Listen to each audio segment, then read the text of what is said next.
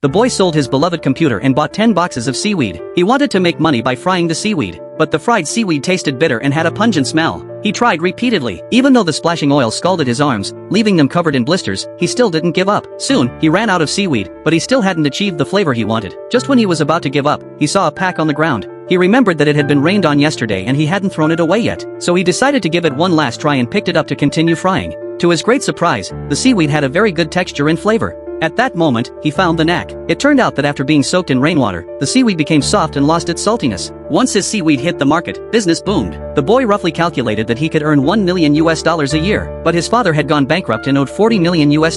He had to find a better way to make money. One day, the boy noticed that there were 3 convenience stores on one street. If he could sell his seaweed in those stores, he could make more money. The next day, he went to the headquarters of the convenience store chain to meet the marketing manager, but the manager refused him without even tasting the samples. The manager said that the packaging of his samples was too large and the price was too high, which didn't meet the convenience store standards. So, he found professionals to redesign the packaging. Then, the boy carried the new version seaweed and came to the convenience store headquarters again, but the receptionist told him that the manager was in a meeting and he had to wait. The boy waited all day before realizing that the manager was avoiding him. He left angrily and casually gave the seaweed to the security guard in the elevator. When an employee took the elevator, he saw the seaweed the boy had left behind and took a few packs. To his surprise, it tasted delicious. Soon, the boy was called back to the headquarters. The manager said that he could put the boy's seaweed on the shelves of 72,000 convenience stores, but there was a condition: the factory had to meet the hygiene standards. This troubled the boy because he didn't have a factory.